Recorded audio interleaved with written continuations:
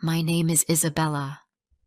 I am 32 years old, and I live in a small town near the mountains of the United States.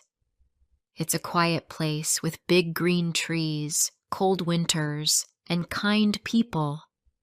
For many years, my life was happy. I had a good husband and 2 lovely children. I thought nothing could go wrong, but life can change when you least expect it. I met my husband, Daniel, when I was just 20. He was 10 years older than me. Some people said the age gap was too much, but I didn't care. Daniel was kind. He worked as a carpenter and built beautiful wooden tables and chairs. His hands were strong, but his heart was soft. I felt safe with him. We got married when I turned 21. It was a small wedding in a wooden church near the lake. I wore a light blue dress, and Daniel wore a white shirt and dark pants. It was simple, but it felt special. My mother cried happy tears, and Daniel's father gave us his old house as a gift. That little house became our home. 2 years later, we had our first child, a boy named Leo. He had Daniel's dark hair and big brown eyes. He was a quiet baby who liked to listen to music. When Leo turned 2, our daughter Maya was born. She had my smile and Daniel's strong little hands. She cried a lot at night, but her laugh made everything okay. Our house was always full of noise.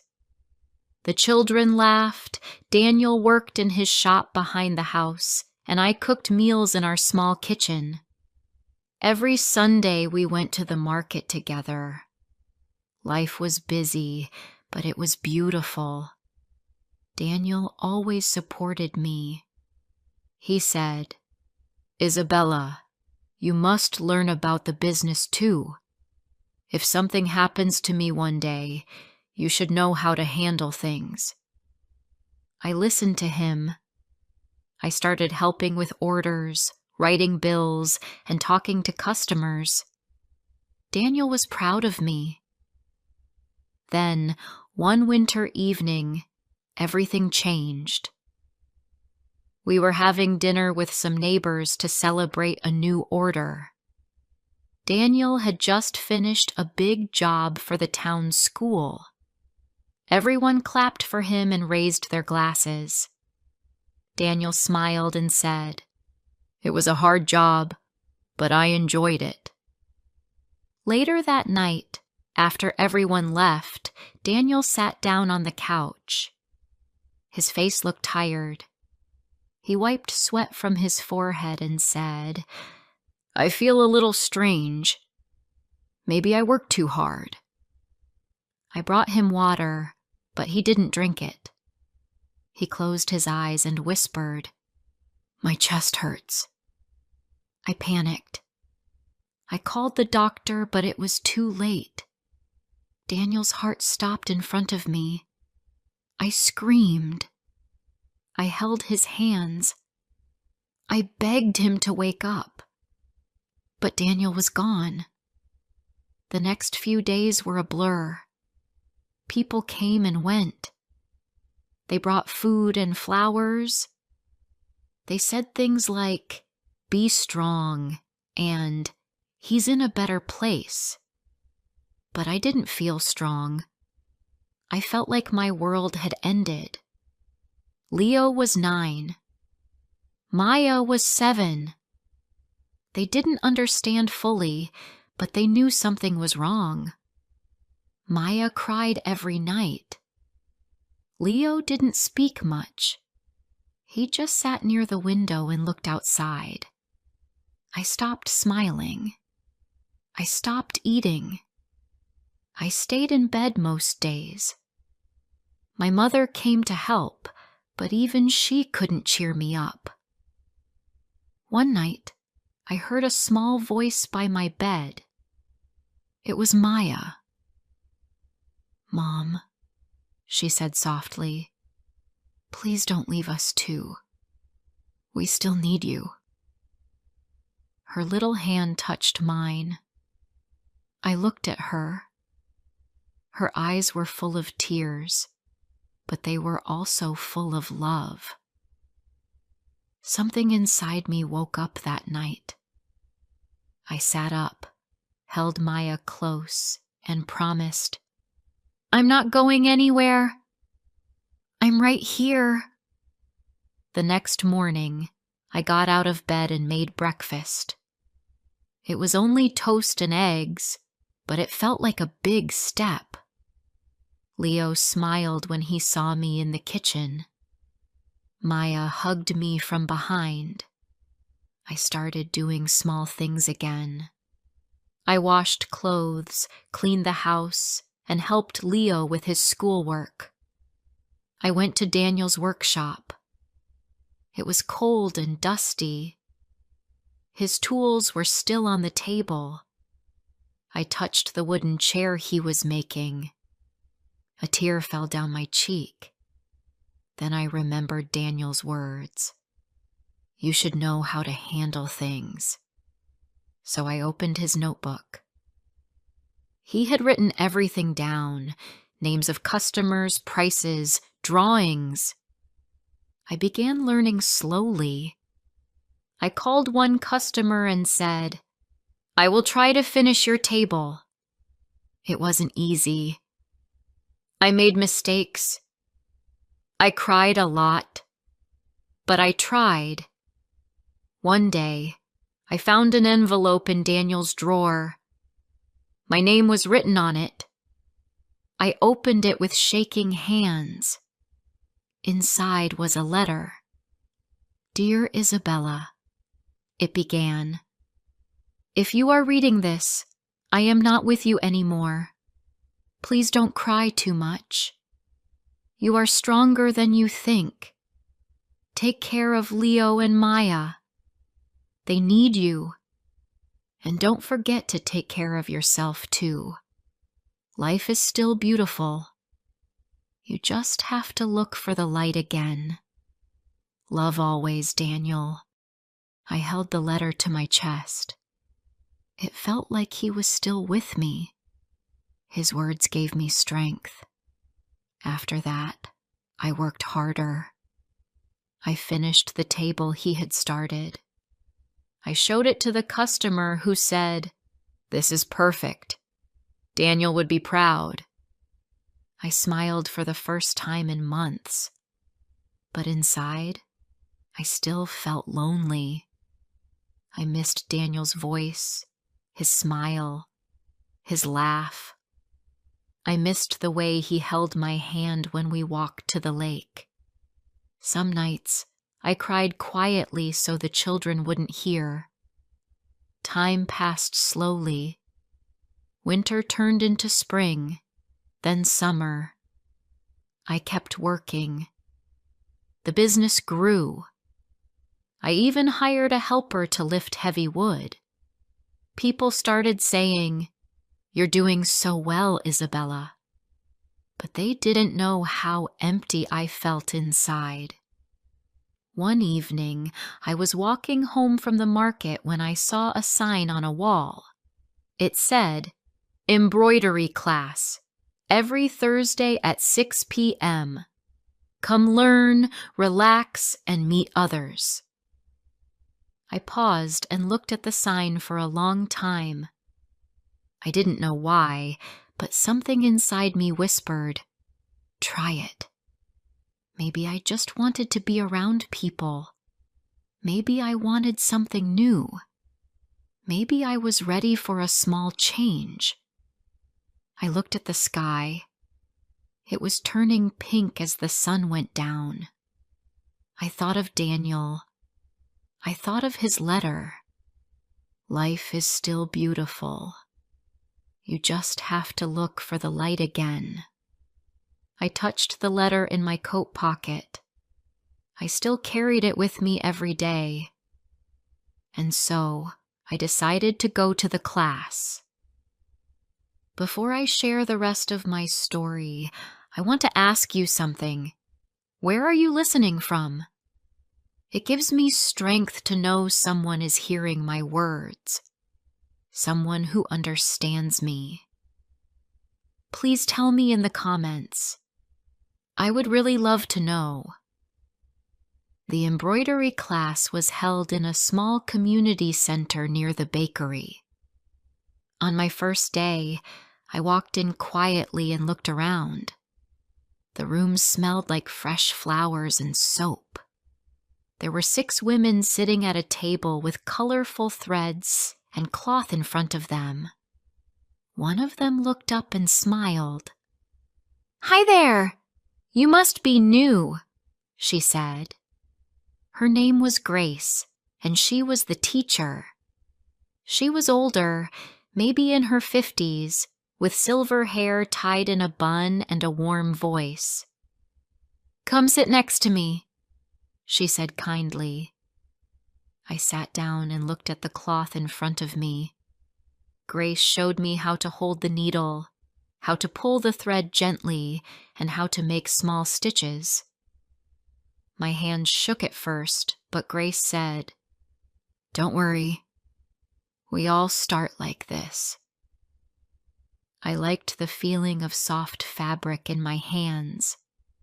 I liked the quiet in the room, the sound of light laughter, the soft voices sharing stories. I didn't talk much, but I listened. After class, I helped clean up. Grace said, "Would you like to join us again next week?" "Yes," I said softly. "Thank you." I started going every Thursday. It felt good to leave the house for something that was just for me. Maya always said, "Mom, show me what you made." Leo smiled and said, "That looks really good." One evening, as I entered the center, I saw Grace talking to a man near the doorway. He was tall and had broad shoulders. His jacket was covered in light dust, like he had been working outside. Grace noticed me and waved. "Isabella, come here.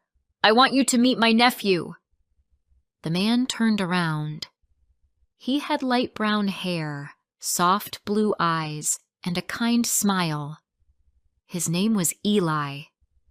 He was 29 years old and worked as a landscaper. He built gardens, planted trees, and took care of the parks in town.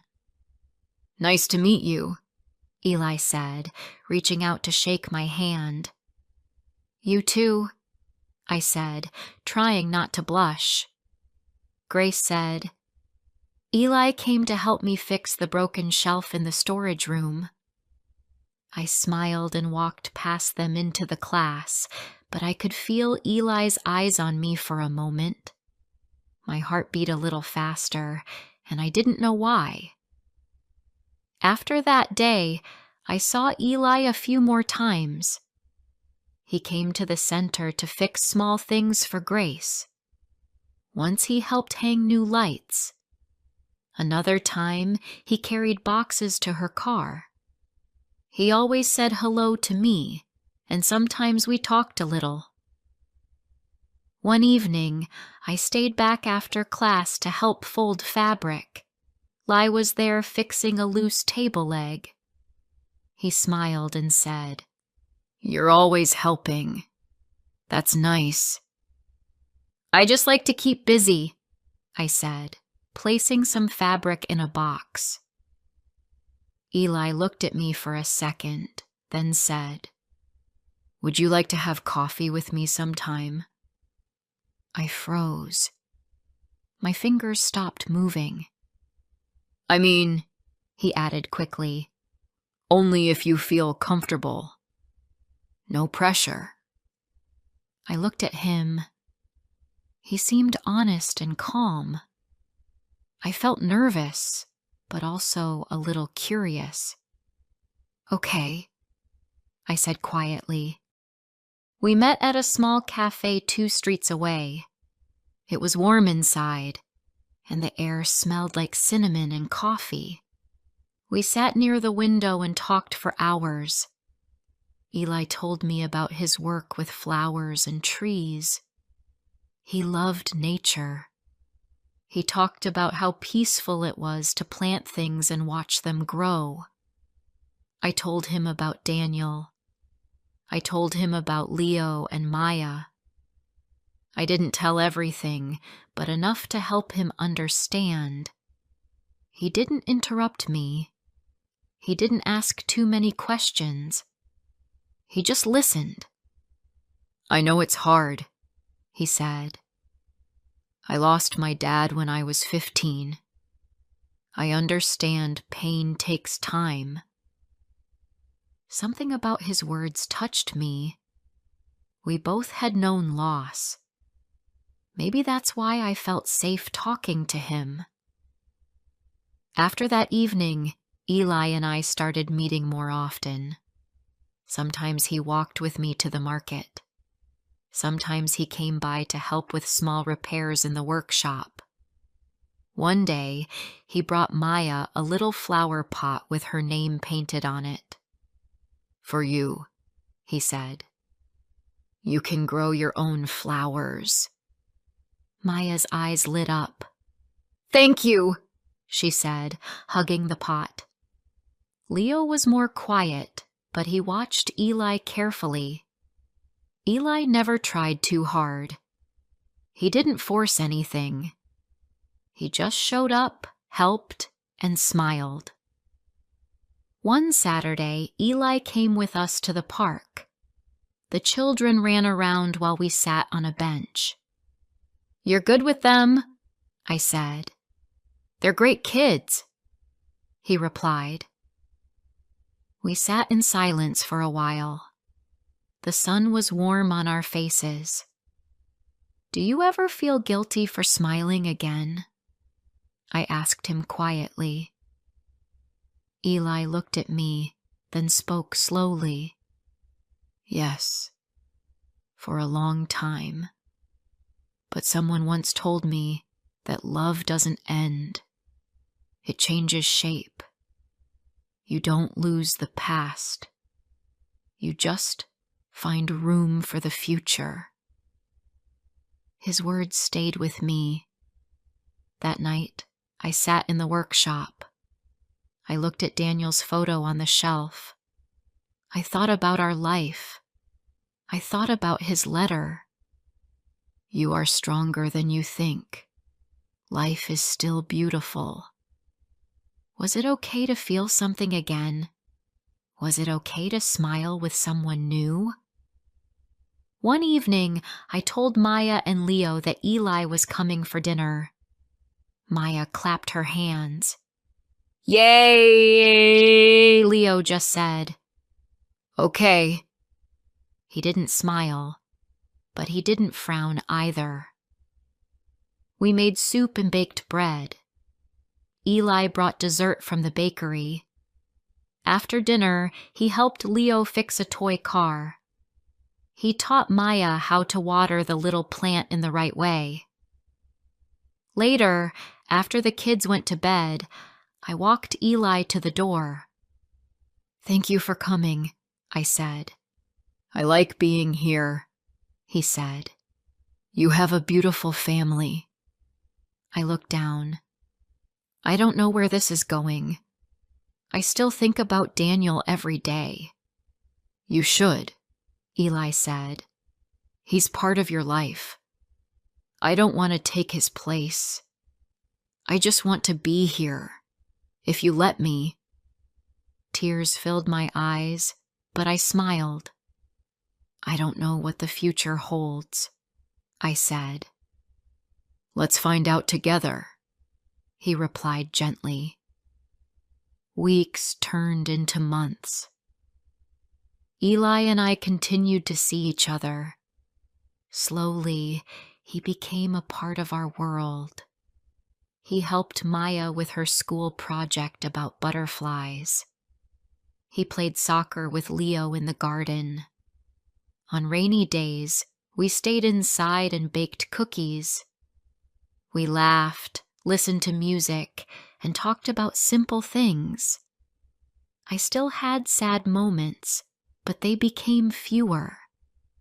My heart, once quiet and cold, was learning to feel warm again. One afternoon, I was walking through the market with Maya. She looked up at me and said, "Mom, do you love Eli?" I stopped and looked at her small face. "I don't know," I said, "but I care about him a lot." She smiled. "I like him.